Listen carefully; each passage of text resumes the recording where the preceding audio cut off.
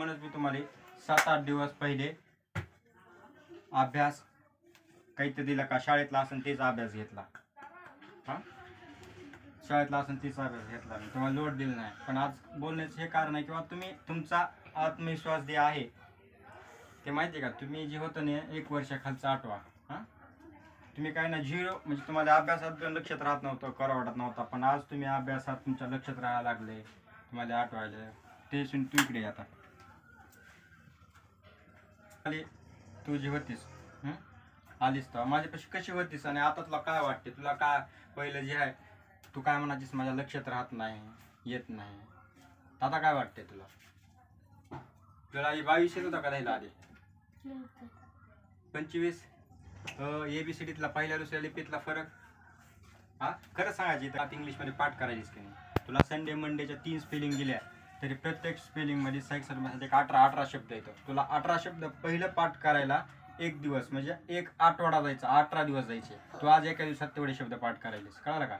SUNDAY मध्ये 6-7 शब्द असतात. संडे मंडे ट्यूजडे असे 5-7 शब्द पाठ करायलेस. वाढले का स्पेलिंग? तुझी स्पीड बरोबर आहे का? तुझ्या तू वाचनात आई पण नीट येत नव्हती, वाचन पण चांगलं सुधारणा झाली. गणित उजळणी तुला आता इकडे बघ बरं, हे किती अंक सांग बरं? 453. बर, हे किती आहे?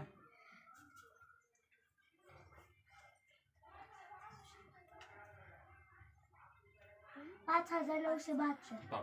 तुला अगोदर हे 72 म्हणजे काय असतं हे कळत नव्हतं 1 वर्षाखाली, आठवतंय का? पण आज तू एकक, दशक, शतक, हजार शब्दात आणि अंकात दोन्हीत पण लिहायला लागलीस. म्हणजे तुझी बुद्धिमत्ता वाढली का नाही?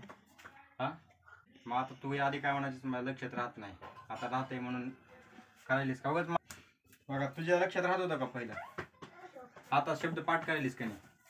बघ आता तू 10 पर्यंत स्पेलिंग पाठ केलीस का नाही? आणि तुला 1 पण राहत नव्हता, किती येत नाही. तुला पाठ करायला दिलं काय म्हणतेस माझ्या लक्षात राहत नाही म्हणायचीस का नाही? तुम्हाला सगळेच म्हणतात का तुम्ही दिल्यावर आधी सुरुवातीला लक्षात राहत नाही म्हणतात का कोणी? आता काय म्हणता अभ्यास दिल्यावर राहतंय म्हणता का? मग तुमचा आत्मविश्वास वाढला का?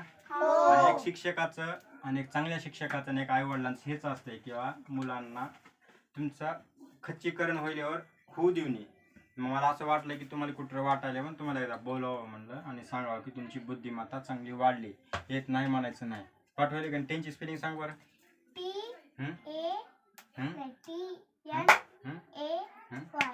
TEN म्हणजे 10. बरं, चुकली, पाठ करायच्या व्यवस्थित.